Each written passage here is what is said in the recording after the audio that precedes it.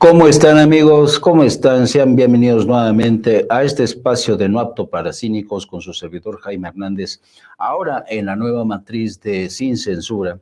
Ya saben que este esfuerzo colectivo de Sin Censura y muchos otros colegas hemos decidido arrimar al hombro para marcar quizá, ojalá sea así, un antes y un después en la historia de los medios de comunicación en México. Medios de comunicación más libres, más independientes, sin ataduras. Bueno, hoy vamos a tratar un tema interesante. Un tema que ha estado revoloteando en el curso de los últimos 6 meses ya. Me refiero a los famosos Guacamaya Papers, ¿no?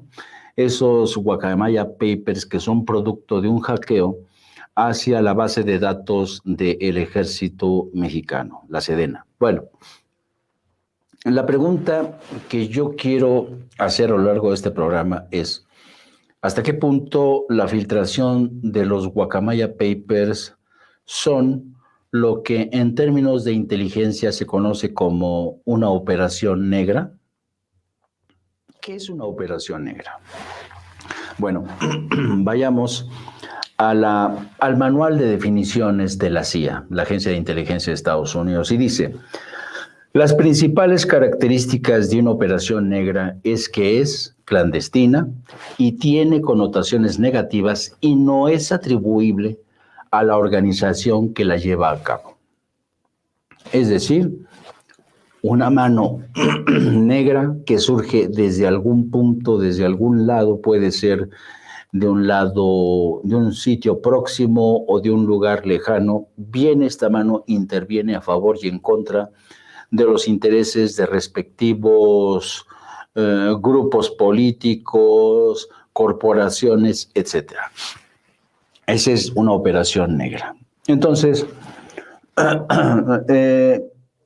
después de casi 7 meses de intensa especulación sobre el origen y el objetivo de las filtraciones de los conocidos como Guacamaya Papers, el gobierno del presidente Andrés Manuel López Obrador dio la pasada semana instrucciones para aclarar de una vez por todas la autenticidad de unos documentos que han servido para torpedear a su gobierno en el terreno de los derechos humanos, en el de la seguridad nacional, ya está el íntimo detalle sobre su estado de salud.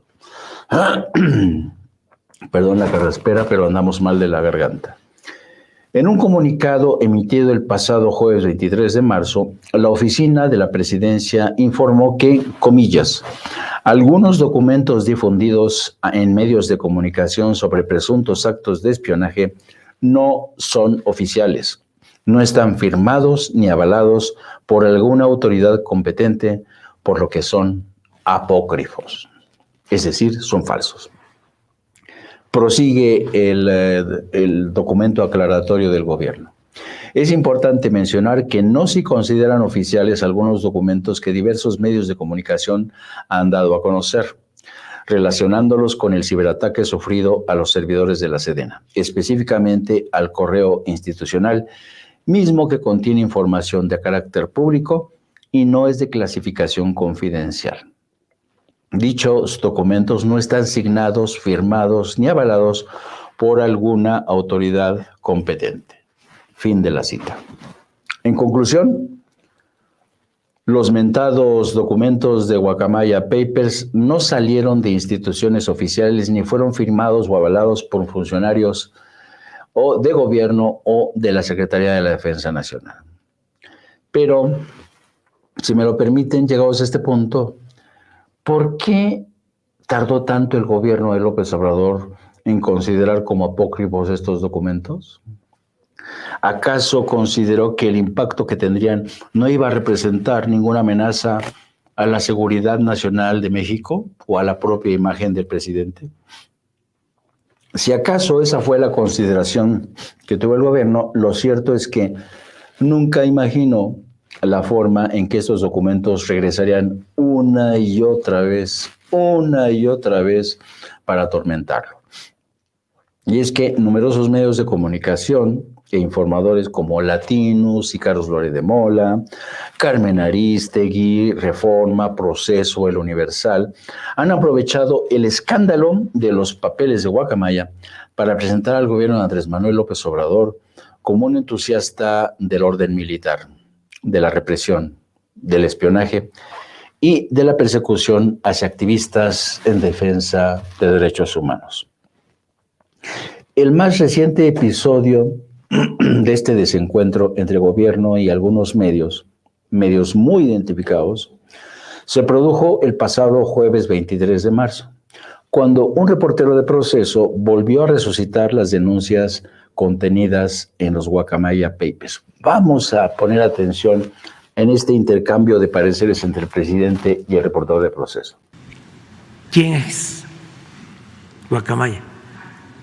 ¿Quién hace ese espionaje? ¿Por qué no hacen una investigación ustedes sobre eso? Porque yo sospecho que son agencias internacionales vinculadas con el grupo conservador que encabeza Claudio X González. Entonces, esa información que es ilegal, porque no se puede extraer, hackear información de ninguna dependencia del gobierno, de ningún particular, es la que utiliza que vive en una unidad habitacional del Infonavit, Lore de Mola, que tiene un pequeño departamento de 200 millones de pesos. Ese se alimenta de Guacamaya. Y Proceso tiene como fuente Guacamaya. Entonces, ¿por qué no hacen primero la investigación? Digo, no es obligatorio, pero sería más profesional, más ético, de quién es Guacamaya y a partir de ahí, pues nosotros podemos decir, y hoy mismo vamos a informar sobre cómo se hace la investigación y la inteligencia para enfrentar a las bandas del crimen organizado. Porque imagínense, si no tenemos inteligencia, ya expliqué que el Centro Nacional de Inteligencia obtuvo información de que iban a asesinar al secretario de Seguridad Pública de la Ciudad de México, que andaba en un carro normal, y nos informó y le dijimos, avísale que se cuide, y cambió de carro y usó una camioneta blindada. Esta información que se obtiene, pues se comparte, y en ese caso, por esa información,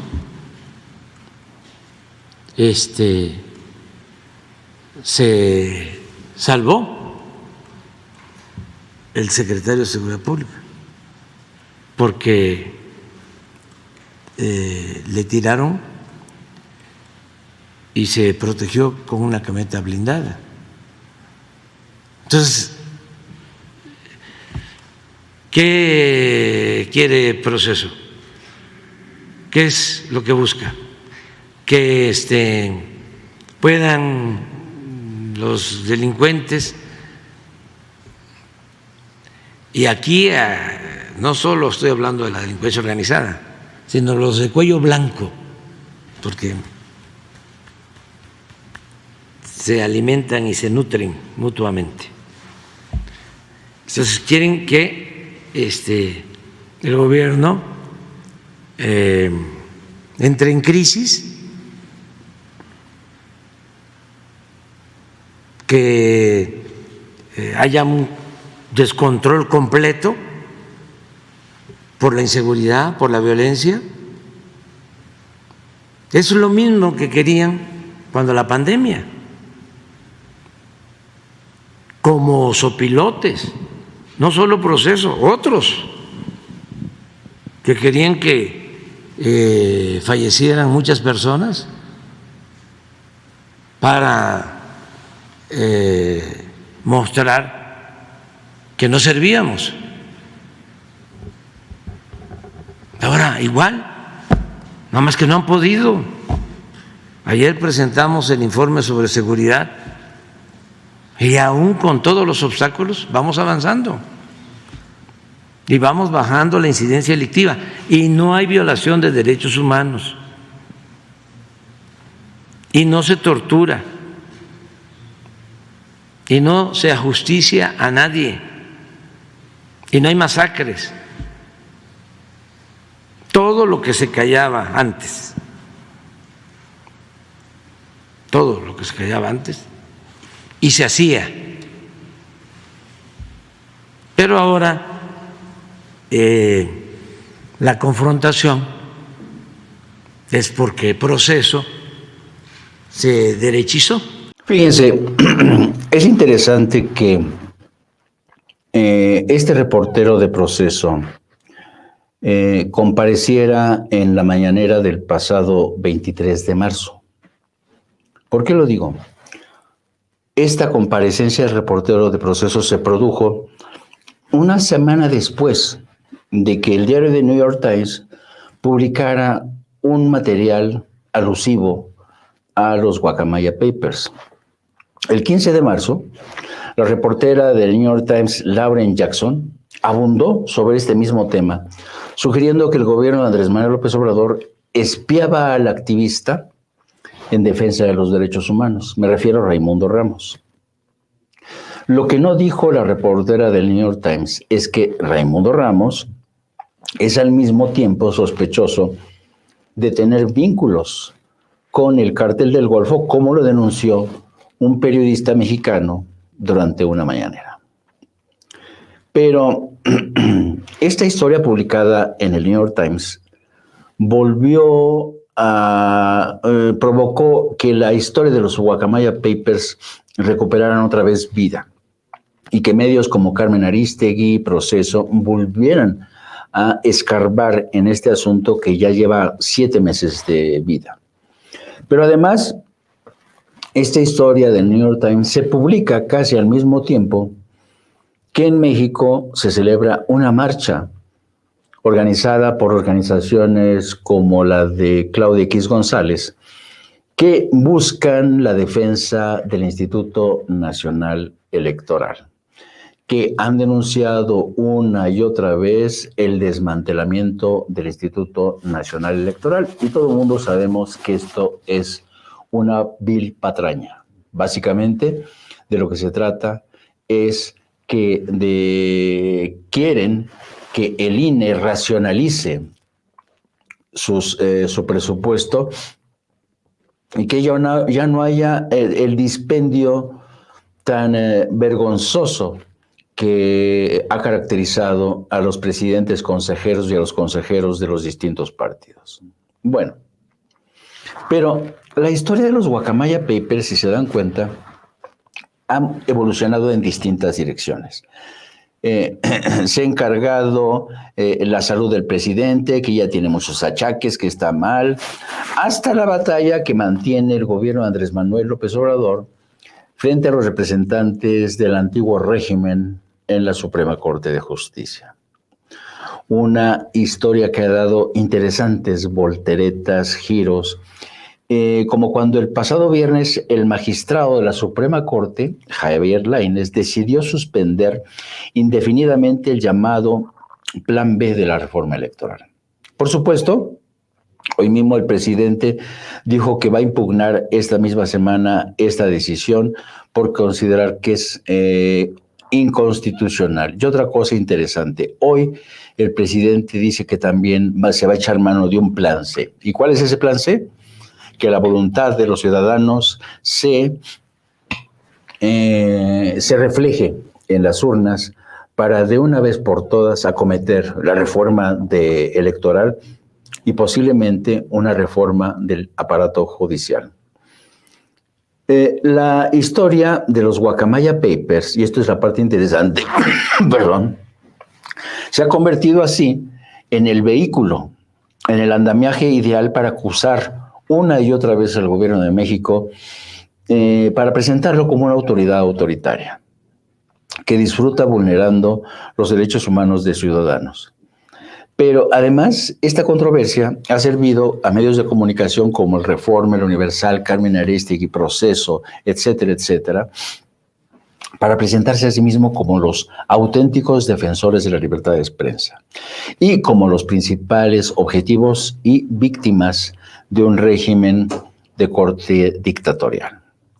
Pero llegados a este punto, yo creo que bien vale la pena regresar a la pregunta que ha hecho el presidente en este cruce de palabras con el reportero de Proceso. Y la pregunta es, ¿quién está detrás de Guacamaya? ¿Por qué motivo medios como Proceso, incluso Televisa, The New York Times, se han dado a la tarea de explotar estas filtraciones con el fin de presentar, insisto, al gobierno de López Obrador como un gobierno que vulnera las libertades y los derechos humanos? En pocas palabras, ¿qué mano está detrás de esta filtración? Que además son filtraciones de informes que no parecen corresponderse con la realidad, ¿no? Miren, hace mucho tiempo, en 1953, se produjo algo similar, algo parecido, en Irán. Les hablo del año de 1953. Bueno, ¿qué pasó en Irán en aquel momento? Fue quizá una de las primeras operaciones negras o encubiertas de la CIA en las que el gobierno iraní se enfrentó a un golpe de Estado orquestado por Estados Unidos y el Reino Unido. Pero, ¿por qué Estados Unidos y el Reino Unido estaban interesados en orquestar un golpe de Estado contra el gobierno del primer ministro Mohammad Mossadegh? Porque se da la circunstancia que Mohammad Mossadegh había decidido la expropiación petrolera que estaba en manos de británicos y americanos. Y el 19 de agosto de 1953, Estados Unidos arranca con una operación que se conoció como la Operación Ajax. Básicamente fue propaganda negra, acusaciones contra Mohammad Mossadegh, y el objetivo era básicamente recuperar la industria petrolera que había nacionalizado Mossadegh. Evidentemente, este golpe de Estado fue exitoso. Y en lugar de Mossadegh, tanto el Reino Unido, que en aquel entonces estaba encabezado por Churchill, y el gobierno de Estados Unidos, que estaba encabezado por Eisenhower, tomaron la decisión de arropar e impulsar el retorno al poder de el Mohammad Reza Pahlavi, un monarca, el Shah Mohammad Reza Pahlavi. ¿Se acuerdan de esos incidentes? Bueno, esa fue quizá una de las más famosas operaciones negras de la CIA en Irán, que impulsaron tanto Estados Unidos como el Reino Unido para castigar la decisión del primer ministro iraní Mohammad Mossadegh de nacionalizar la industria petrolera. Fíjense cómo van las cosas evolucionando de forma interesante con este tema de los Guacamaya Papers. Hay mucho paralelismo en lo que ocurrió entonces y en lo que ha ocurrido hasta ahora. Apenas ayer, ustedes saben que a pesar de que el presidente de México ha insistido una y otra vez que el petróleo no forma parte del Tratado de Libre Comercio con México y Canadá, porque se acuerdan que hubo presiones, el presidente no quiso cerrar ese acuerdo con Estados Unidos y lo negoció con Donald Trump al advertirle que el petróleo no podía contenerse dentro, no podía estar contemplado dentro de ese acuerdo con Estados Unidos y Canadá. Lo que ha dicho el presidente es que en ese acuerdo, precisamente a tres bandas, los gobiernos de Canadá y Estados Unidos aceptaron que México era el dueño y soberano de los yacimientos y la industria petrolera, lo mismo que ha pasado con la industria del litio y el tema de la reforma eléctrica. Pero miren ustedes qué interesante. Apenas ayer lunes, 27 de marzo, la agencia Reuters dio a conocer esta información. El gobierno del presidente Joe Biden planea enviar a México un ultimátum en las próximas semanas en busca de romper el estancamiento en una disputa comercial energética, mientras hay más llamados bipartidistas para que Estados Unidos endurezca su posición, según fuentes conocedoras de las discusiones. La medida representaría una escalada significativa en la ya tensa relación entre Biden y su par mexicano Andrés Manuel López Obrador. La decisión de López Obrador de dar marcha atrás en las reformas encaminadas a abrir los mercados eléctrico y petrolero de México a competidores externos desencadenó la disputa comercial. Aquí Reuters está falseando la verdad. El presidente de México no es que esté dando marcha atrás a las reformas encaminadas a abrir los mercados eléctrico y petrolero de México, no. Quedó claro en el texto del Tratado de Libre Comercio que México era dueño y soberano y solamente él podía decidir qué hacer con nuestros recursos energéticos. Así es que esta es una interpretación de Reuters que no se corresponde con la realidad. Pero en fin, prosigue la nota de Reuters. Se espera que la Oficina del Representante Comercial de Estados Unidos haga lo que se describió como una oferta final a los negociadores de México para abrir sus mercados y aceptar una mayor supervisión, dijeron a Reuters 3 personas familiarizadas con las conversaciones. En caso contrario, Washington solicitará un panel independiente de solución de diferencias en el marco del Acuerdo de Estados Unidos-México-Canadá o TEMEC. Estados Unidos y Canadá solicitaron conversaciones de solución de controversias con México en julio, es decir, hace 250 días. Bajo las reglas del TEMEC, después de 75 días sin una resolución, tienen la libertad de solicitar un panel de solución de controversias en que un tercero que decide sobre el caso.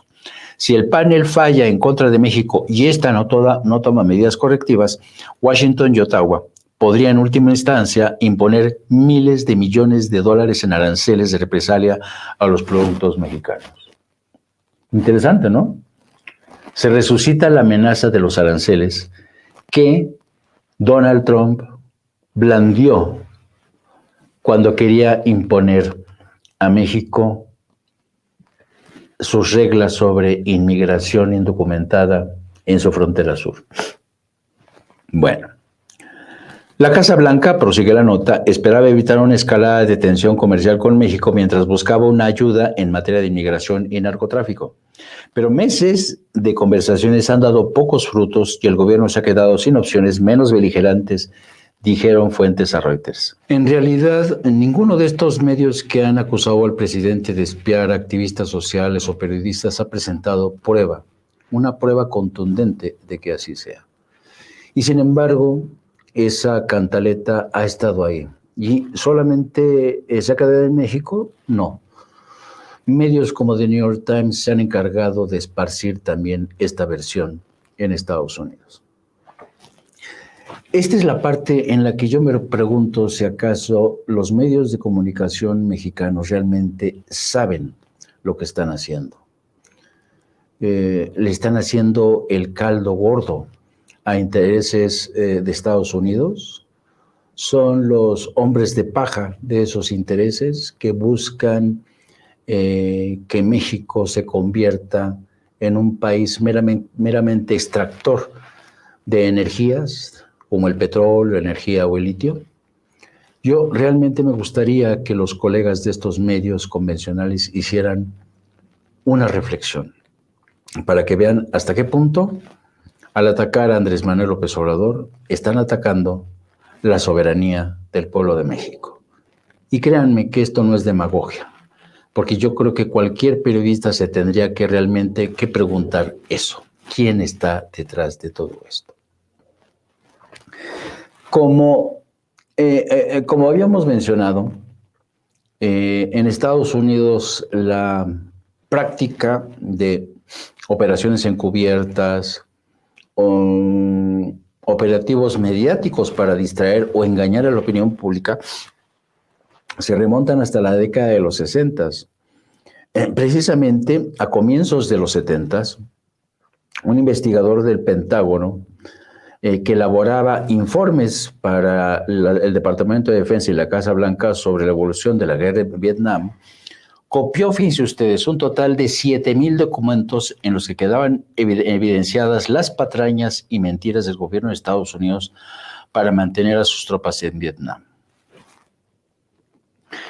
Quien se acuerde de aquellos incidentes fue el diario The New York Times, quien se hizo con un primer paquete de estos documentos que salió a la luz pública, y en ese momento la Casa Blanca acusó a la prensa como The New York Times y luego al Washington Post de inmiscuirse en temas de seguridad nacional. Incluso la Suprema Corte tuvo que entrar al quite de este debate entre el Ejecutivo, entre la Casa Blanca, con Richard Nixon y medios como The New York Times y The Washington Post.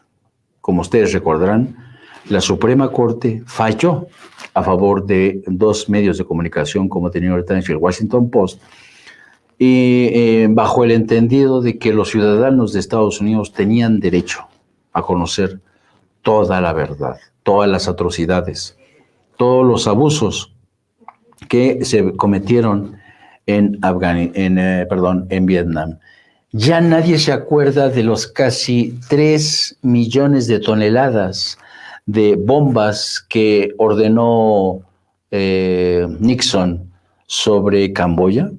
Sí, casi 3 millones de bombas que cayeron sobre Camboya, donde Nixon decía se escondían tropas de Vietnam del Norte. Eso causó la muerte de más de 150,000 seres humanos. Nunca en la historia un país había sufrido este tipo de castigos. Una cosa brutal, una carnicería. Y gracias a esta decisión de la Suprema Corte, The New York Times y el Washington Post pudieron revelar estos excesos. Pero a consecuencia de estas denuncias, Daniel Ellsberg, que es el famoso filtrador, o en Estados Unidos se le llama como el que se chiva, el que filtra documentos. Daniel Ellsberg enfrentó numerosos cargos, incluida la violación a la ley de espionaje de 1917. Pero los cargos fueron desestimados en 1973 porque se probó la mala conducta del gobierno. Hoy, a los 91 años de edad y con un cáncer terminal, Ellsberg no se arrepiente de haber filtrado estos papeles que marcaron un antes y un después en la guerra de Vietnam y en la defensa de la libertad de prensa en Estados Unidos.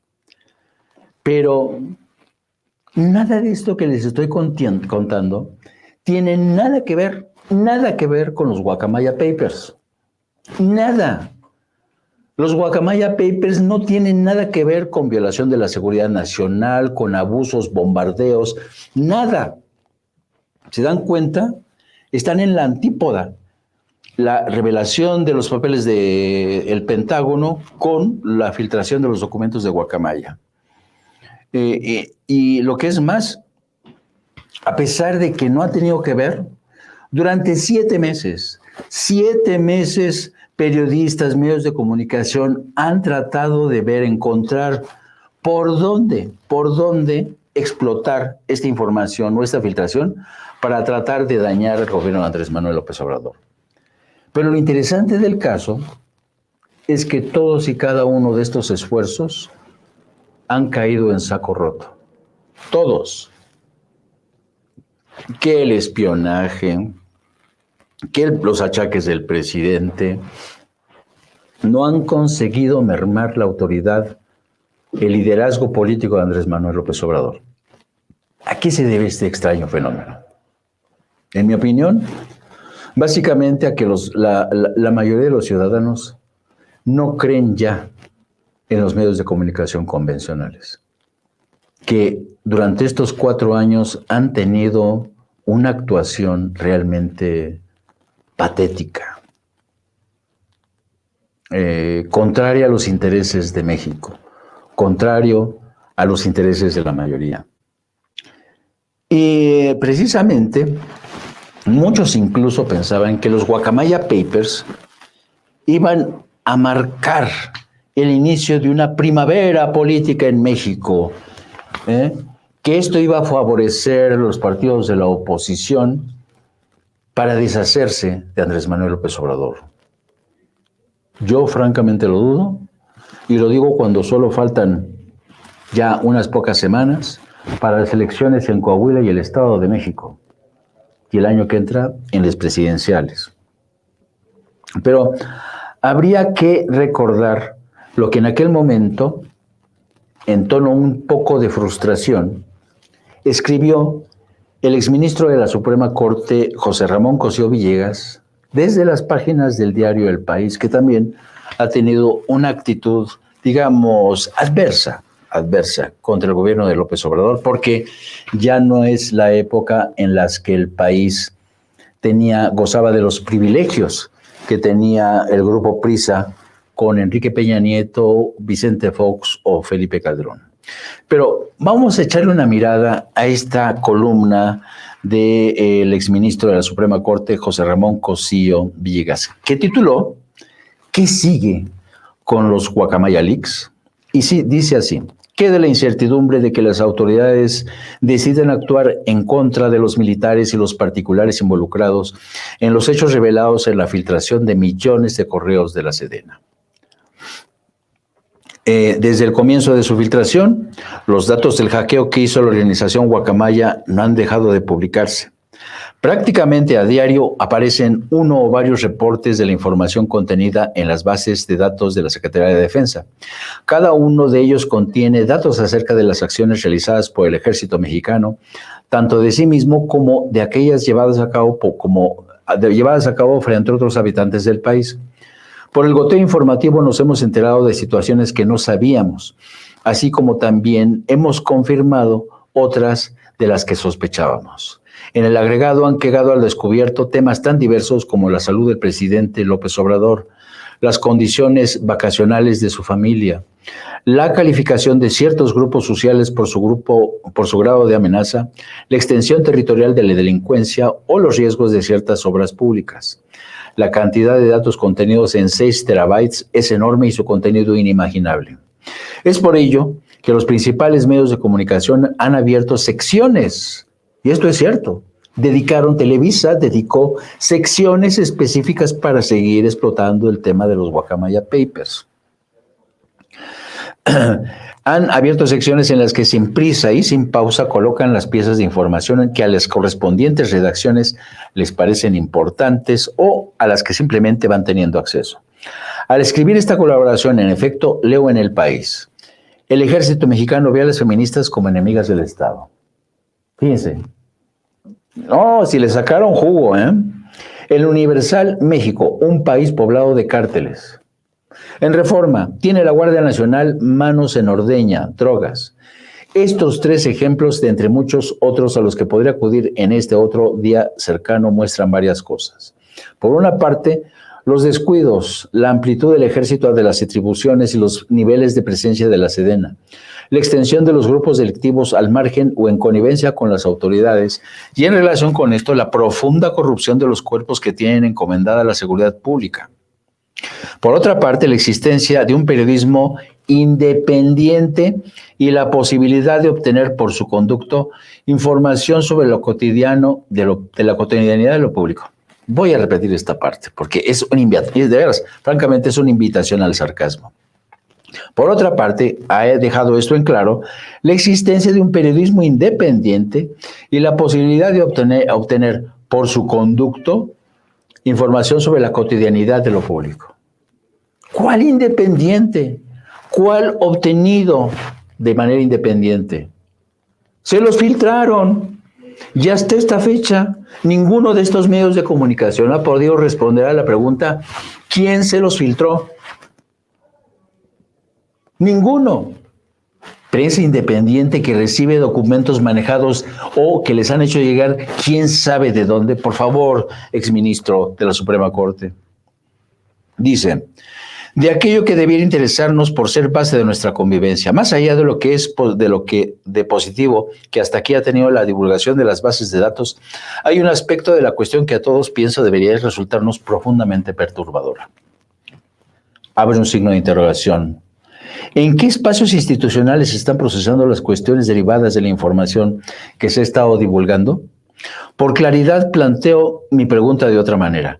¿En dónde se están construyendo las acciones que debieran corresponder a los procedimientos para investigar y, en su caso, procesar a quienes resulten responsables de la comisión u omisión de acciones que señalan los datos dados a conocer?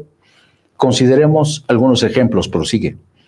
Un primer grupo de asuntos tiene una dimensión que por facilidad llamaré interna. ¿Qué han hecho las Fuerzas Armadas respecto al hackeo? ¿Ya se abrieron los procesos de investigación? ¿Hay militares y civiles involucrados?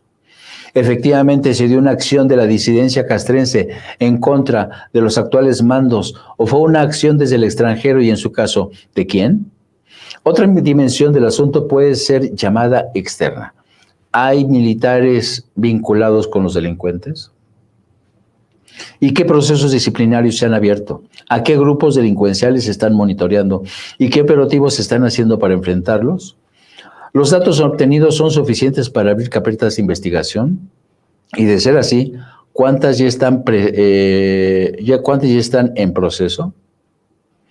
Las preguntas que acabo de formular y tantas otras que podían seguir planteando ponen de manifiesto un problema central de nuestro tiempo.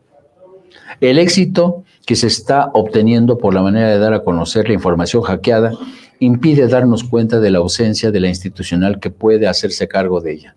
Mucha de la información publicitada parece ser constitutiva de delitos, sean estos del fuero civil o del militar. Mi preocupación es solo la que tiene que ver con la realización concreta de los correspondientes procesos de investigación.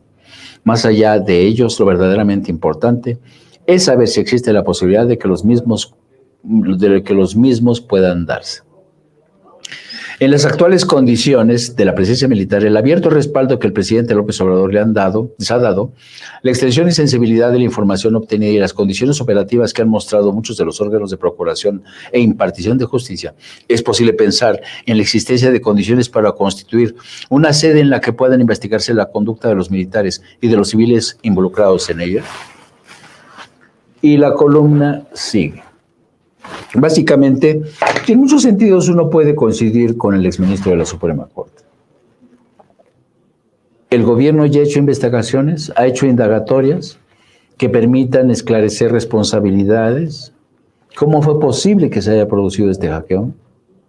Bueno, el propio gobierno ha tratado de zanjar esta disputa señalando que todos los documentos son apócrifos. son falsos. ¿Qué no pudo decir esto desde el principio el gobierno? ¿Por qué tardaron 7 meses? Esto en muchos sentidos favoreció a aquellos medios de comunicación, columnistas que odian a Andrés Manuel López Obrador para lanzársele a la yugular y acusarlo de hacerse de la vista gorda en el caso de militares que espían o que son abusadores de los derechos humanos. Yo creo que esta declaración del gobierno de Andrés Manuel llega tarde. Pudo haberse hecho desde el primer momento, realizar una investigación en serio y declarar que eran apócrifos. Porque haberse tardado tanto genera dudas. Dudas en múltiples sentidos. Pero yo creo que también es legítima la duda del presidente, planteada la semana pasada, de quiénes han estado detrás de este hackeo y esta filtración a determinados medios de comunicación.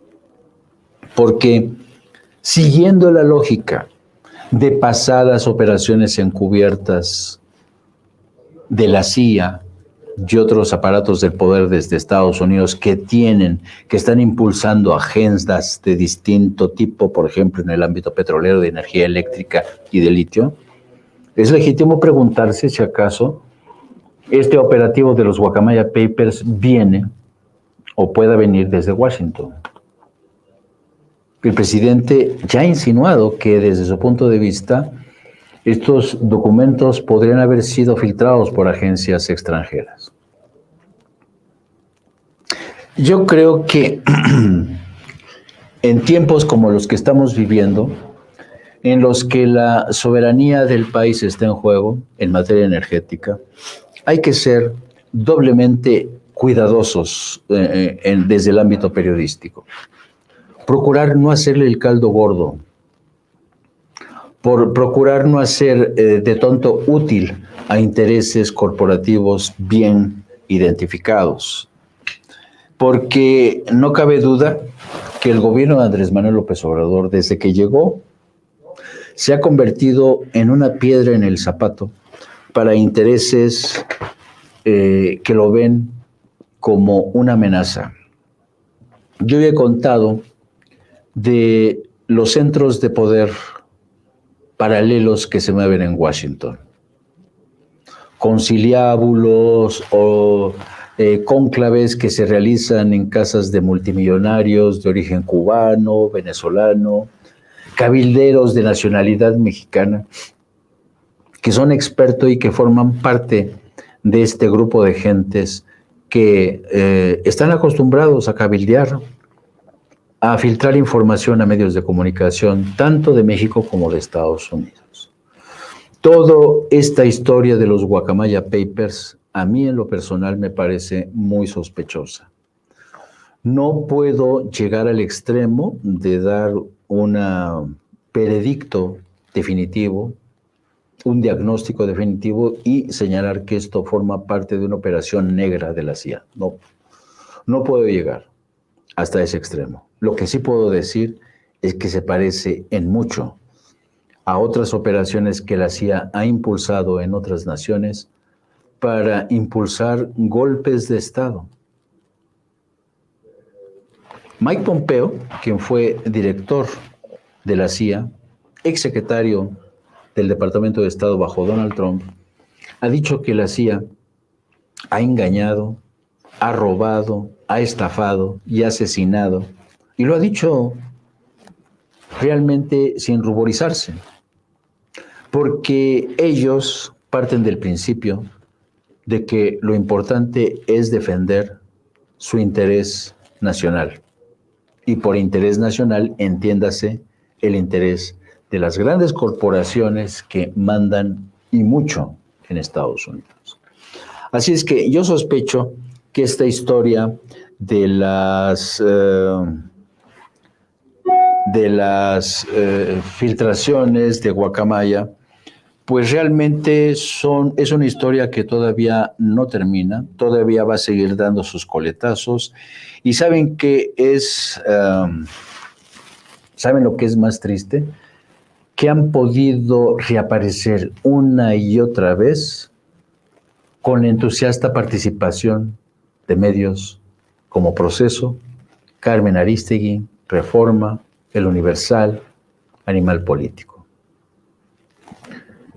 Y en este último tramo de esta pregunta que sigo haciéndome sobre si en realidad los Guacamaya Papers forman parte de una operación negra o encubierta, yo creo que vale la pena preguntarse qué habría ocurrido, por ejemplo, si una historia similar a la de los Guacamaya Papers hubiera surgido, por ejemplo, en la época de Carlos Salinas de Gortari. Por poner un ejemplo, imagínense ustedes una historia similar a la de los Guacamaya Papers en la época en que Salinas de Gortari era presidente. Nos habríamos enterado de que su hermano Raúl era un operador de los cárteles colombianos que inventó el famoso sistema del semáforo rojo, semáforo verde para instruir al ejército mexicano, que le diera semáforo verde a los aviones que llegaban desde Colombia para aterrizar en México, repostar o descargar aquí su carga y que desde México fueran a la frontera. Nos hubiéramos, por ejemplo, habría salido a la luz pública quién fue quien en realidad asesinó a Luis Donaldo Colosio en Tijuana. Hubiera sido interesante, ¿no? O quién asesinó a José Francisco Ruiz Massieu, un líder del PRI y que era cuñado del propio Carlos Salinas de Gortari, el padre de Claudia Ruiz Massieu, que siente un amor paterno hacia quien posiblemente fue el hombre que mandó a asesinar a su padre. Qué interesante hubiera sido, ¿no? Que estas filtraciones se hubieran dado a conocer bajo la presidencia de Carlos Salinas de Gortari. Para que vean que las historias de corrupción, las historias de vínculos del poder político con el crimen organizado, de crímenes de Estado, de espionaje contra periodistas, de espionaje contra adversarios políticos que pulularon durante el gobierno del PRI, del PAN. Eso habría sido interesante, ¿no? Deshacer esa madeja para conocer en realidad hasta qué punto los corruptos de ayer, que en muchos sentidos siguen siendo los corruptos de hoy en el PRI y el PAN, siguen operando de la misma manera y quieren que México regrese a esas prácticas de las que hoy se escandaliza la prensa estadounidense, un cierto sector de la prensa mexicana que le sigue el juego a la agenda de Washington. Sería realmente fascinante conocer ese pasado que quedó sepultado porque existía la censura en los medios de comunicación y hasta ahora nos estamos enterando de muchísimas cosas que antes era imposible, gracias a la labor de medios entusiastas como Carmen Aristegui. Así es que hasta aquí hemos llegado, queridos amigos, en esta historia de los Guacamaya Papers. Sospechamos que va a dar coletazos todavía esto, porque el interés por seguir presionando a México en materia energética sigue ahí. Lo acabamos de ver con esta nota que Reuters publicó apenas ayer lunes para señalar que el gobierno de Estados Unidos piensa presionar aún más al gobierno de López Obrador en el frente energético. Pues llegamos aquí, le doy las gracias por estar con nosotros en este espacio de No Apto para Cínicos, en la matriz de este canal de Sin Censura. No olviden que nosotros también transmitimos en No Apto para Cínicos todos los días a partir de las 14 horas. Y también les pido que me sigan a través de mis redes sociales en @JaimeJourno y también a través de la sección de la Jornada Sin Fronteras de nuestro gran periódico La Jornada. Hasta otra.